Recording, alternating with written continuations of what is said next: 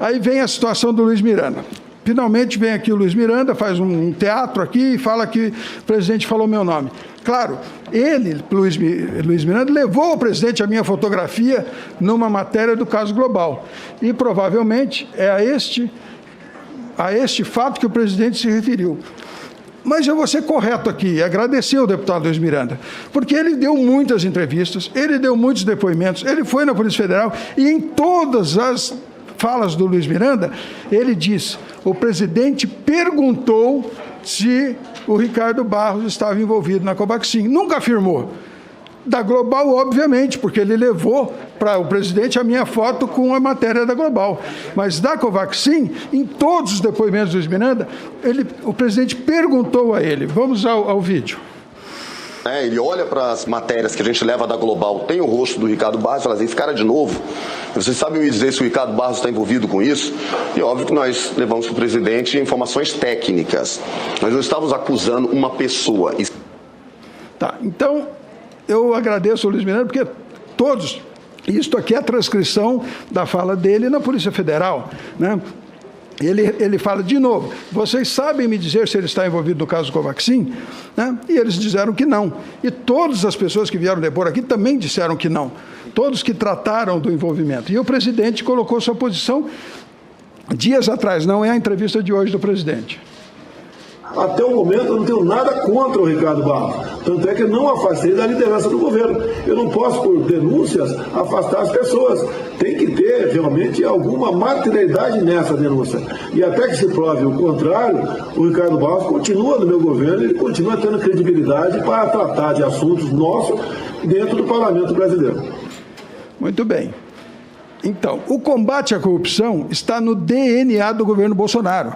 O presidente criou, já no Ministério da Saúde, lá em 17 de maio de 19, com o ministro Mandetta, a Diretoria de Integridade. E os outros ministérios, todos têm núcleos de integridade, e agora o presidente anunciou o sistema de integridade do governo. Então, começa essa versão de que o presidente falou que eu estava envolvido no caso Covaxin e que o presidente deveria desmentir. O presidente nunca afirmou e não tinha como desmentir o que ele não afirmou. Eu acho correto que o presidente não se dirija ao deputado Luiz Miranda, porque o deputado Luiz Miranda fez uma quebra de confiança no relacionamento com o presidente. Mas o presidente nunca afirmou que eu estava envolvido no caso Covaxin. Ele perguntou. E aí, todas as falas do Luiz Miranda são nesse sentido. Não há nenhuma em que ele de vir tenha colocado de forma diferente. Aí, para confirmar essa narrativa, que não é verdadeira, foram se tentando criar fatos que me envolvessem. Está aí a questão da Regina Célia. Quem nomeou Regina Célia fiscal de contrato foi o ministro Marcelo Castro. E eu mantive no meu governo com um salário um pouco menor, e ela até hoje é fiscal de contrato de todos os ministros que passaram lá. Então, ela disse aqui que não me conhece. Né? Aí veio o tal Roberto Dias. Olha como é que a imprensa trata o assunto. Indicado de Ricardo Barros pediu propina. E muitos senadores aqui repetiram esta narrativa. Ele não é meu indicado. Né? Ele é indicado do deputado Lupion. E veja bem, quando o Mandetta fala que pediu a indicação por Lupion, disse por quê? Num esforço de Mandetta para tirar as áreas sensíveis do Ministério de indicados do PP. Portanto, nós não temos ninguém lá. Vocês vão chamar todo mundo aqui e todo mundo vai dizer que não. Porque esta é a verdade, esse é o fato concreto do que nós estamos vivendo. Está aí, deputado Abelardo Lupion, que indicou o Roberto Dias, que eu considero pessoa correta, assim como o ministro Mandetta diz que ele sempre teve uma posição correta. Eu também nunca, em nenhum dos momentos, vi ele envolvido em qualquer outra questão. Aí veio a história da emenda do líder do governo que possibilitou a importação do Covaxin. Não possibilitou nada, tanto que não resolveu, nem para a Sputnik. O presidente Omar Aziz tinha pedido a Rússia e a Índia.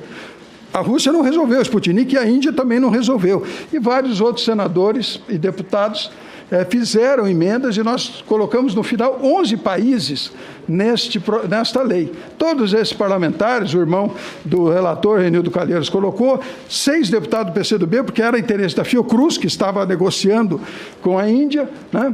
E todos eles com a mesma boa intenção. E o senador Randolph está aqui, foi o relator e acatou as emendas, né? Naquele momento, todos nós sempre trabalhando, e eu até hoje, para que o Brasil tenha mais vacinas, vacine mais rapidamente as pessoas e nós possamos voltar à normalidade.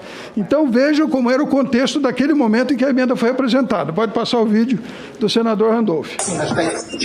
E para Covaxin, essas duas vacinas já têm autorizo em outros países.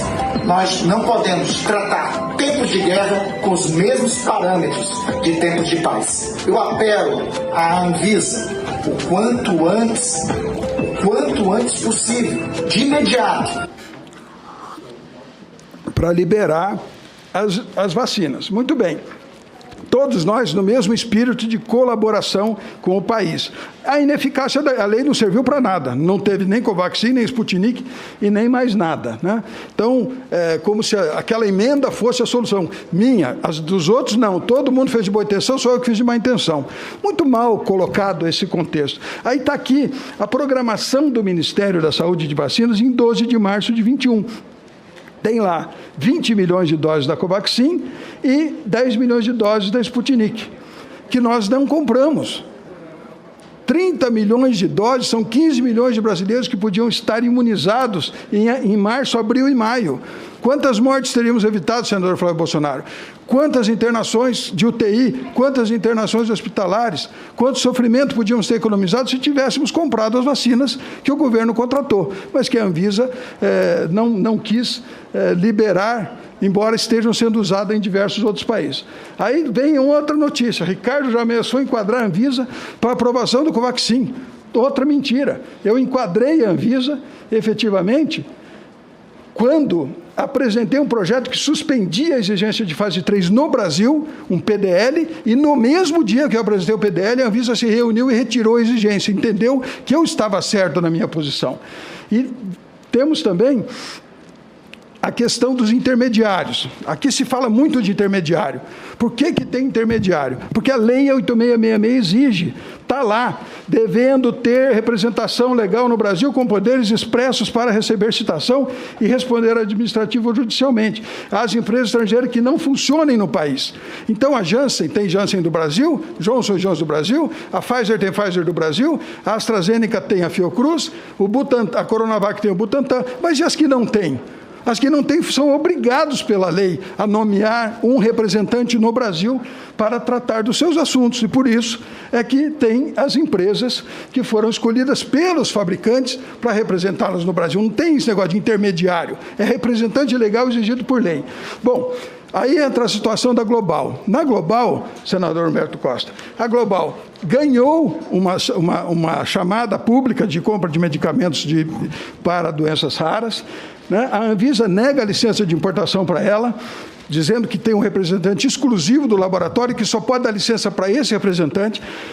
A Global entra na justiça, ganha uma liminar, a Anvisa não cumpre, a Global entra na justiça de novo, ganha outra liminar, a Anvisa não cumpre, atrasa em mais de um mês a autorização de importação dos medicamentos, portanto, a Anvisa tem culpa no atraso dos medicamentos. A AGU entra contra a Anvisa, ganha liminar, aí, finalmente, a Anvisa libera a licença de importação. Aí, a Global faz uma entrega parcial de medicamentos e não consegue entregar o resto porque o fabricante proibiu os distribuidores no resto do mundo de vender para ele como ele tinha pré-contratado. Então, descumpriu-se o prazo de entrega já depois que eu saí do Ministério. Eu saí do Ministério em abril para concorrer à eleição e depois é que venceu o prazo de entrega dos medicamentos. Portanto, as medidas tomadas para suprir essa falha da Global foram do ministro sucessor. Aí fez-se um acordo com a Global, acho que não sei qual ministro que fez, para a devolução dos valores, ela já devolveu 2.800.000, e chamou-se a segunda colocada, a Sanofi, que é a dona da patente.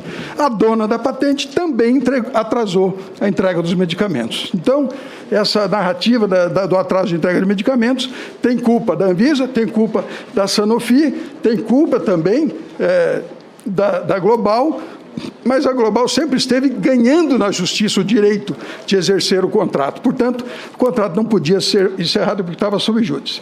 O Tribunal de Contas da União fala aí da forma de pagamento, poderá ser antecipado ou postecipado a critério da administração. Esse é o documento que mostra a entrega parcial de Aldurazime e Fabrazime. São 2 medicamentos daqueles que foram comprados da Global. Ela entregou uma parte, né, tem uma narrativa insistente de que não entregou nada, não é verdade. E foi feito depois, em 2019, aqui estão os pagamentos que a Global fez, devolvendo uma parte do dinheiro já, e depois está aí a liminar deferindo a autorização para dar licença de importação para a Global. Aí a Anvisa, essa é a ação que a AGU ganhou, aquela era da Global, né? E isso aqui é uma resolução da Anvisa, senador Fernando Bezerra. Em 2019, no ano seguinte, a Anvisa se convenceu de que ela estava errada. Perdeu na justiça em todas as instâncias. Aí ela mudou a sua portaria e disse: não precisa mais de autorização de importação para cumprir medida, medicamento de ordem judicial. Tudo não precisava ter acontecido se a Anvisa tivesse antes entendido que era essa a regra que tinha que ser cumprida. Ricardo Barros tem último encontro da Precisa, com o dono da Precisa em ministério.